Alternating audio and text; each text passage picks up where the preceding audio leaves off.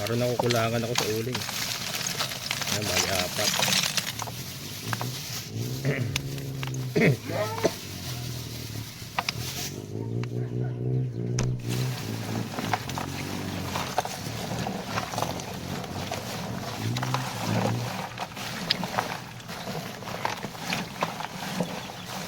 Yeah.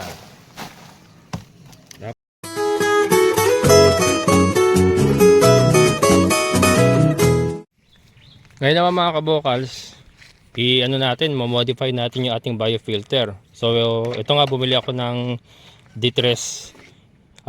Actually kasi magdadagdag tayo ng tubo sa pasingawan ng CR natin. Kaya luckily, magagamit natin itong mga sobra.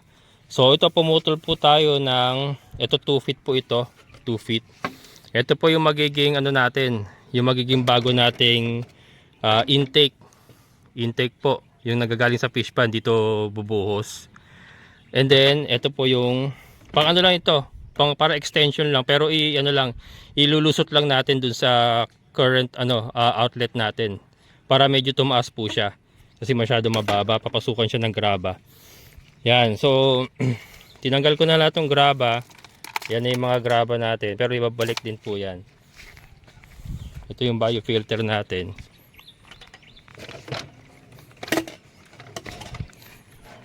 Yan. So ito nga yung lalagyan natin extension kasi masyado siya mababa. Sasakloban lang natin ng detres para medyo tumaas po siya, para yung graba natin may angat natin. So ito, natanggal ko na po. Natanggal ko na po yung ilalim niyan. Tubig na lang po yan. So isasaklob muna natin dyan yung PVC na isa. O ito nga po yung ito po yung ipang gagawin natin extension. Ayan. So saklob lang po natin ganyan. Yan. Para extension lang. Ano po yan, sinukat ko yan, 19 cm. Meron pang parang 1 inch na 1 inch na allowance siya, so hindi siya aapaw talaga. Yan. Lagay natin sa ganyan. Andito yung pasok ng, usually yung pasok ng tubig dito eh.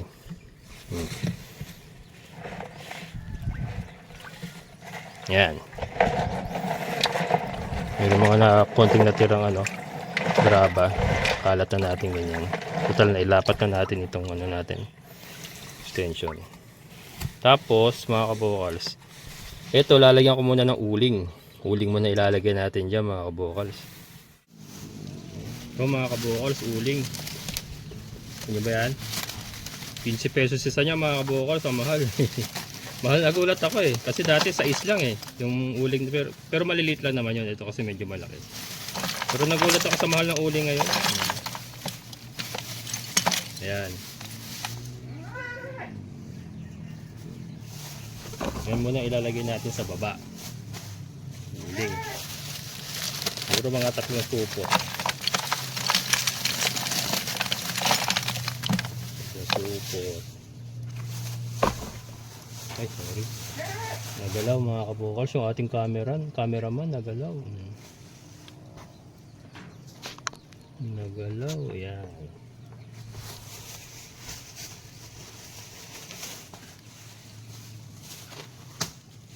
Teka, parang okay na yung dalawa. Ano kasi? Lumutang. Pero yan naman yung pabababain ng graba naman. Kaya ito ang sa ilalim eh. Kasi nalutang eh. Nalutang pong uling eh.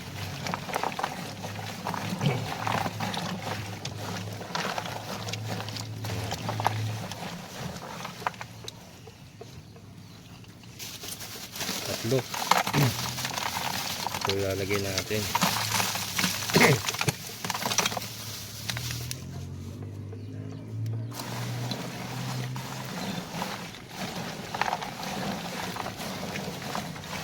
So ito yung mga improvement na gagawin natin dito sa ating biofilter.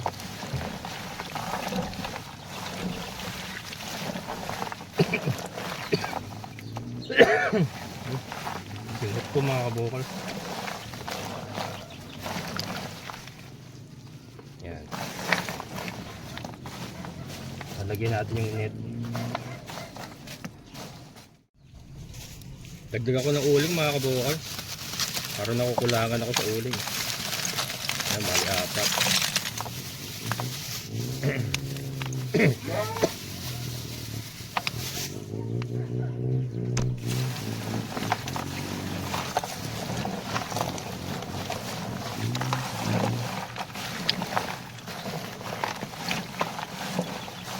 Yan. Tapos lagyan natin tong, ay galaw na naman, sorry. Init.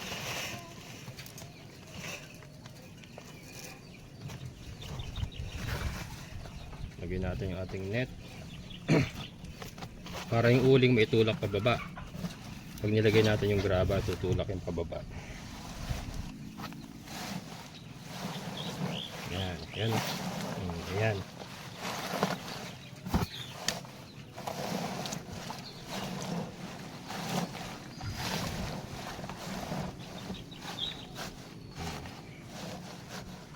Tapos lalagay muna natin yung PVC.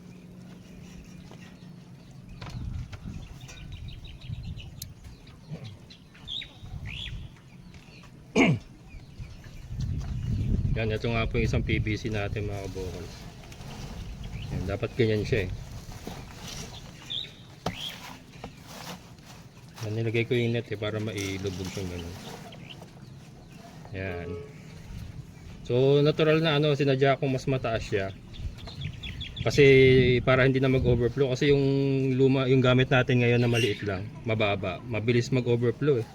So ang nangyayari, tumatapon lang yung ano, hindi nagdadaan sa PVC, hindi bumababa. So sa ibabaw siya. So parang ano, mga kabukals parang pwede ko pa ilagay isang uling bali sa ibabaw na lang isang uling. Ayan o. Ayan, ganyan siya mga kabukals. Teka. Gusto ko kasi nakaangat siya. Ayan, ganyan.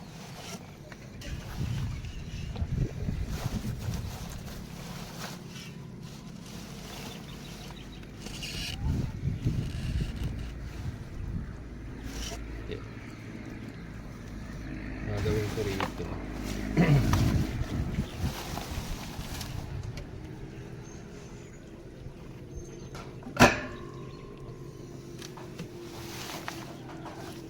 Okay mga kabukals, dadagdagan natin ng uling. Todo na natin yung 5 uling. 5 yung binili ko eh. So todo na natin yung 5 uling. Kasi gusto ko nakaangat yung ano, yung uso ng PVC para hindi magbaraba. Yan. Kapalan na natin yung uling para sure tayo. Ito kasi mainam daw to, pampa-absorb din ng ammonia. Sa mga kwarto, yung nasa call center ako, sa sleeping quarters namin, tataka ako ba't ang dami nakalat na uling nakalagay sa parang tray. Yung pala yung mga natutulog kasi di ba mababaho ng paa. Ang babaho ng paa. Pang ano daw yun, pang absorb daw yun ng baho. Ang baho ng paa. Sa sleeping quarters yun mga kabukal, sana ibahagi ko lang, na-share ko lang. Yung ako'y nasa call center pa. Tutulog ako, taka ako, ang dami nagkalat na uling dito. Yun ako yung maintenance. Pero para saan pa yung mga uling na yan? Para sa ano po yan? Para sa mabahong paa. Para ma-absorb yung baho. Ah, ganun pala yun. Ayan.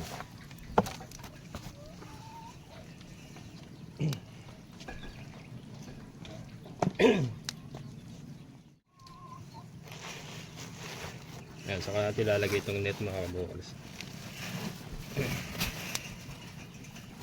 Pamamahayan din kasi ito ng mga nutrifying bacteria.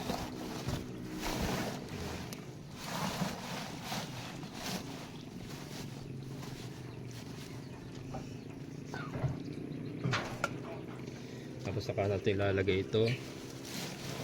Yan, ganyan. Dapat ganyan siya, yan. Yun.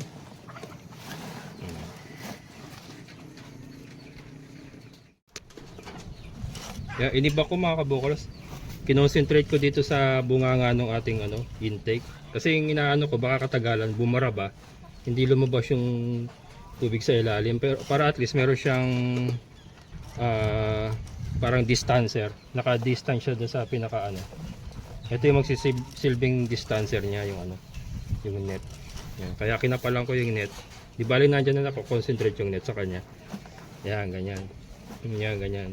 Tapos tatambakan na lang natin ng graba para hawakan siya ng graba. Yan, magtatambak na yung graba.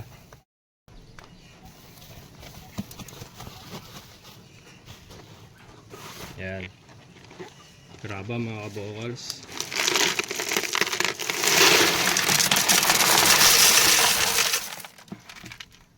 Dito mo tayo maglalagay, concentrate sa para hawakan niya itong PVC ba.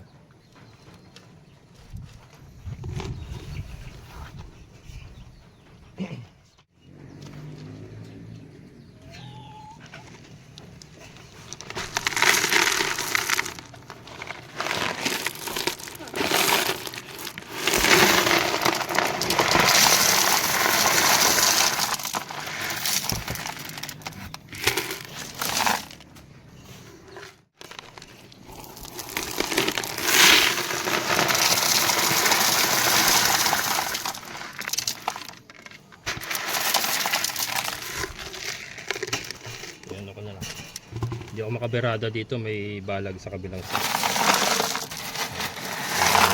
Balak ko na sa kabila.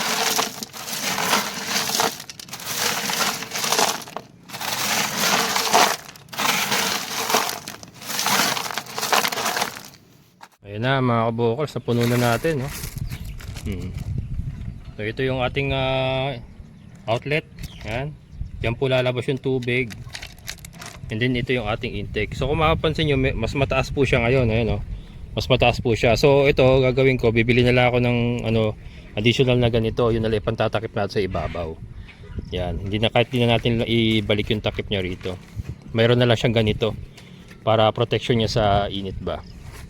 50 pesos lang naman to, isang roll, isang yarda kasya na yun, pang saklob lang naman dito. Tapos dito na natin ipapasok yung ating gripo. Dito na papasok yan. Maglalagay na tayo. Ang gagawin natin mga kabukals, dati kasi sa gripo ko inilalagay yung net. Ngayon dito ipapasok natin diretso malalim. Ganyan. Tapos nakatali lang ng goma. Yan. Pero mamaya ako nagagawin mga kabukals, magpapakain muna ako ng manok. So mamaya tutuloy natin to kahit medyo madilim na.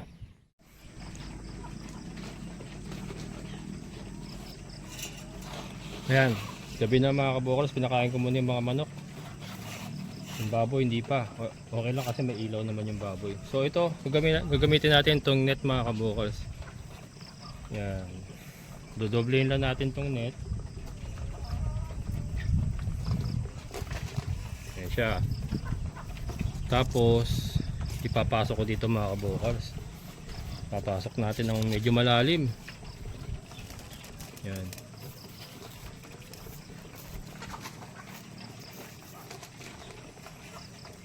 Lalalim natin. Yan.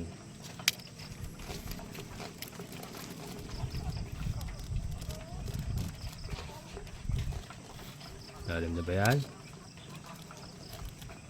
Ganun siya kalalim. Ayan. So nailubog natin ng ganyang kalalim mga kabukals. Yun ang lubog niya. So, meron tayong goma dito. So gumahan lang natin. Ayun. Mahal na natin yan mga kabukals. So yun na, yan. Kada maglilinis tayo, ganyan ang gagawin. Nagawa pa ako ng isang ganito. Ay, ba't ganoon?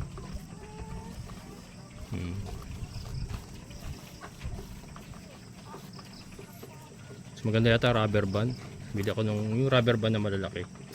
Interior kasi ito masyado matigas.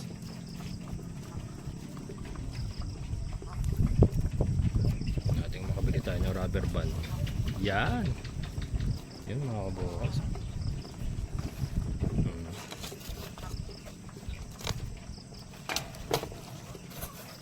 Tapos ito yung ating Dito natin kinakabit dati yung ating ano ayun oh. Yan yung sistema natin dati, kaya lang mabilis itong bumara. Yung gagawin natin, kaya ginawa natin ngayon, nilaliman natin. Mas malalim siya, so mas matagal siya, mas marami siyang yung tubig, mas maraming pwedeng daanan, pero mapi-filter pa rin niya yung tubig. Yan. So nakaganyan na itsura ng gripo natin. Suportahan na lang ng tali dito. Ayan. Kaya mga kabukals, ayusin ko lang, tapos mamaya testingin natin. Ayan na mga kabukals. Yan. Then ito na oh. Nakatodo na yung ating gripo, hindi na pigil yan. Ayan. Ayan, todo na yan mga kabukals, hindi na pigil yan. Pero kaya niyang tanggapin kasi malalim nga yung ginawa natin na filter. So kaya niyang tanggapin. And then ito, ayan oh. Maganda naman yung flow. Ayan oh. Diyan po yung outlet natin, diyan bumabagsak oh. So hindi aapaw yan mga kabukals, may parang 1 inch pa bago umapaw yung ating drum. Hindi aapaw yan mga kabukals. Yan. So mas maganda rito kasi kahit hindi natin patay yung motor hugot lang, mabilis ang hugot. Ilalagay mo na rito yung yung gripo. Mabilis ang hugot, tapos palit lang ng net oh. Palit lang ng net. So may naka-ready na tayo dapat na ganito. Ganun lang pong gagawin natin. Araw-araw siguro yung palit tayo ng net mga kabukals. Araw-araw ng net. Yun nga sa ilalim po niyan, 'di ba? Meron tayong nilagay na uling. So yung uling makakatulong po 'yun para po mabawasan yung ating ammonia. Hindi magiging bahay na rin po 'yun ng mga nutrifying bacteria natin. Yan. So mas improve itong ating biofilter ngayon mga kabukals.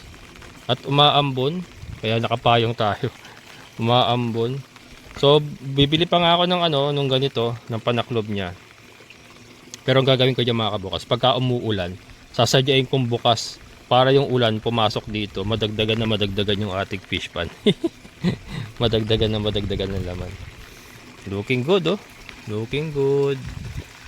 So ngayon, since umuulan, iwanan ko lang muna nakaganyan, nakabuyang-yang. Sana lumakas ang ulan para marami tayong makuha ng tubig.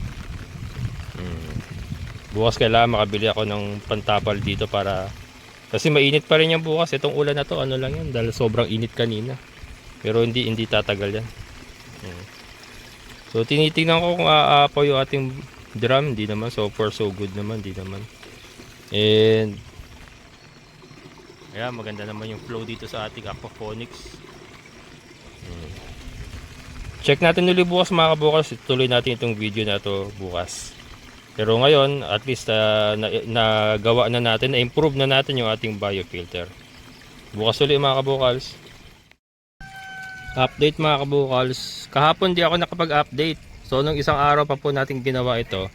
So after 2 days, ngayon pangalawang araw ngayon mga kabukals since nung in-install natin siya. Or yung iniba natin yung ating biofilter. Ito na. Ayan na sinasabi ko. Ayan. So ito lang yung hugutin natin mga kabukals. Ito sinaksak natin. Ito lang hugutin natin. Shoot natin dun para mahugasan. Ayan. So ayan siya mga kabukals oh. Hugasan lang natin yun. Ayan mga kabukals oh. Nahugasan na natin.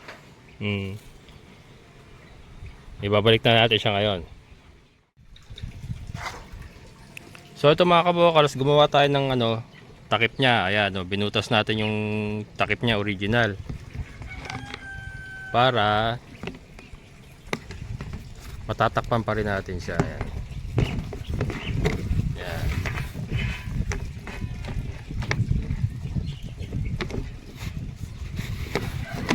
Yun.